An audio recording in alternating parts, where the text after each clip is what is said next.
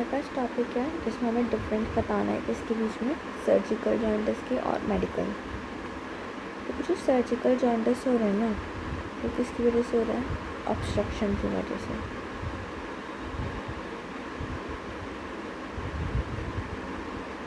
Surgical jaundice क्यों हो रहा है? ऑब्स्ट्रक्शन की वजह से। अब देखो, अगर देखिए इसमें स्टूल कलर, तो स्टूल कलर कैसा आएगा? एकदम वाइट, बिकॉज ऑब्स्ट्रक्शन होने की वजह से जो बाइल है वो जीआई ट्रैक्ट में जा ही नहीं पाएगी। ठीक है, तो जो बाइल है वो जीआई ट्रैक्ट तक पहुंच ही नहीं पाएगी, तो स्टूल में भी ये पूरा बात नहीं जा पाएगी, जिसकी वजह से स्टूल कैसा होगा? वाइट। ठीक है, एंड देखो इसमें इचिंग बहुत होगी, ज़्यादा होती है, इंटेंस। क्यों? क्योंकि बाइल अगर बाहर नहीं जा पाई जीआई ट्रैक्ट से, स्टूल में बाहर नहीं जा पाई, तो ये बाइल कहाँ जाएगी? ब्लड में, सर्कुलेशन, जिसकी वजह से बाइल की वजह से क्या होगा? इचिंग होगी।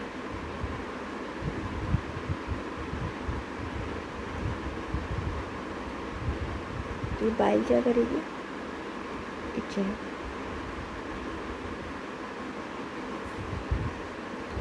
इचिंग हो रही है बाइल की वजह से। अगर मैं बात करूं इसमें फीवर की, तो इसमें फीवर भी आ सकते हैं, बट इतनी जल्दी नहीं आएगी, बिकॉज कोई ऐसा लाइक इन्फेक्शन तो है नहीं ना। पर मेडिकल जॉन्डिस में जल्दी आते हैं, early onset. Yellowish discolouration appear जल्दी होता है बिकॉज ऑफ बाइल। बाइल में क्या होता है? बिलीरुबिन होता है, बिलीवर्डिन होता है, सॉल्ट होती है। तो ये बिलीरुबिन होता है बाइल में ऑलरेडी, इसकी वजह से जो येलोइश डिस्कलरेशन है वो जल्दी आता है, क्योंकि बाइल जो है वो ब्लड में बढ़ चुकी है।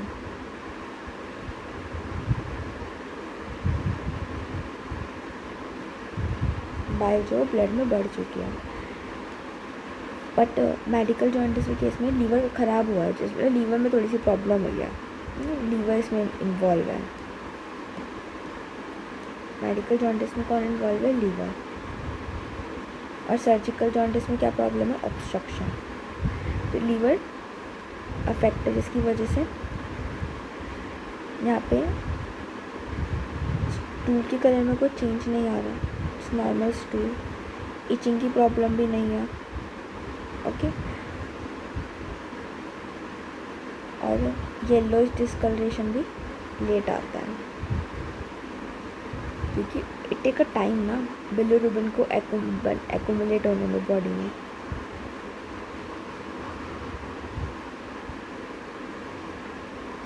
क्योंकि ये जीआई ट्रैक्ट से तो हमारे मतलब बाहर तो जा ही रही है ना बॉडी से, तो इट टेक टाइम, तो इसलिए इट लेट।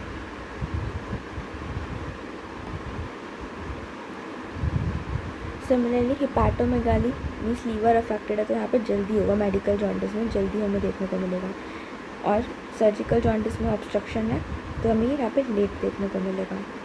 ओके, क्योंकि बाइल फ्लो जो है वो बैक जाएगा, मतलब देखो बाइल एग्जिट नहीं कर पाएगा, और लीवर जो वो लीवर तो वो डक्ट से लीवर की तरफ ही एक्यूमुलेट होने लग जाएगा ना। ये लीवर है और यहाँ पे डक्ट है, तो यहीं पर ही बाइल जो है वो इकट्ठा हो रहा है। ठीक है, ये लीवर है, जिसकी वजह से लीवर में भी इन्फेक्शन हो सकता है, हिपैटोमेगाली हो सकती है ना, लीवर भी अफेक्ट हो सकता है। गॉल ब्लैडर कब हमें पता चलता है? जब मलिग्नेंसी होती है, जब ज़्यादा पाल्पेबल होता है पर्टिकुलरली। और मेडिकल जॉन्डिस में तो गॉल ब्लैडर का कोई रोल ही नहीं है, इसमें तो लीवर की प्रॉब्लम है ना, तो गॉल ब्लैडर का कोई रोल ही नहीं है। ठीक है,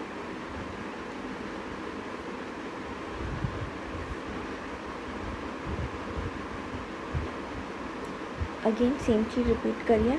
मेडिकल जॉन्डिस में लीवर में प्रॉब्लम है, हेपेटाइटिस, cirrhosis, पर सर्जिकल जॉन्डिस में ऑब्स्ट्रक्शन हो गई है बाइल डक्ट में, किसकी वजह से? स्टोन की वजह से या ट्यूमर की वजह से।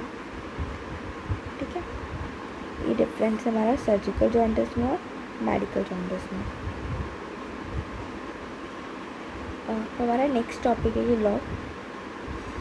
तो ये लॉ क्या कहता है? देखो ये लॉ कहता है कि जो जॉन्डिस होता है, अगर किसी पेशेंट को जॉन्डिस है और उसका गॉल ब्लैडर भी बढ़ा हुआ है in the presence of jaundice, तो ऐसा नहीं है कि ये इससे मतलब लेस लाइकली, रेयरेस्ट चांस है कि इसका रीज़न गॉल स्टोन होगा। मोस्टली चांस क्या होगा कि कोई मलिग्नेंट कंडीशन है। Enlargement of gallbladder is most commonly associated with malignant condition. It's a called भी law।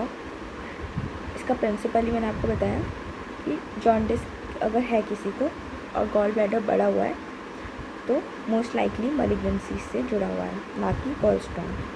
अब कौन कौन सी मलिग्नेंसी हो सकती है? तो गॉल ब्लैडर की बात हो रही है तो गॉल ब्लैडर कार्सिनोमा तो उसमें लिखा ही हुआ है। नेक्स्ट, गॉल ब्लैडर के आसपास पैनक्रियाज है, डिओडेनम है, तो उससे भी हो सकती है मेलिग्नेंसी, और बाइल डक्ट है, ठीक है, और साथ में लिम्फ नोड जो उसके पास में उससे भी हो सकती है, तो मेटास्टैटिक लिम्फ नोड।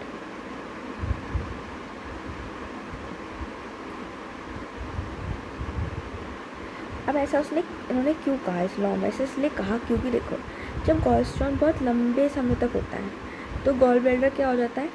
इन्फ्लेम्ड हो जाता है बहुत ज़्यादा।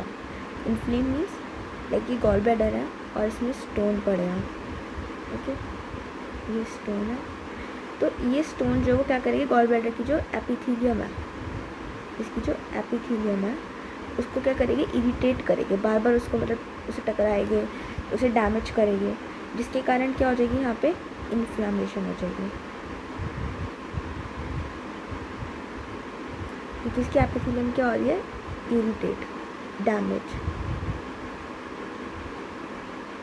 और कौन कर रहा है? गॉल स्टोन कर रहा है, ठीक है, जिसके कारण क्या हो जाएगी? उसकी एपिथेलियम डैमेज होने की वजह से इन्फ्लामेशन स्टार्ट हो जाएगी।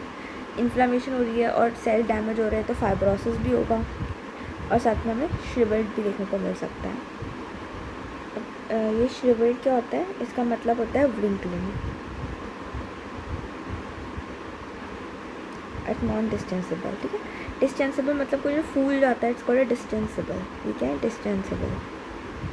पर gall bladder in the case of a long standing gall stone क्या हो जाता है? श्रिंक कर जाता है, श्रिंक लाइक ऐसे, ठीक है। हम गॉल ब्लैडर की बात कर रहे हैं।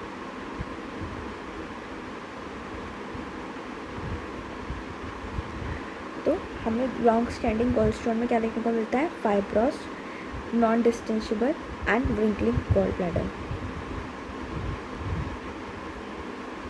और कुछ एक्सेप्शन भी है।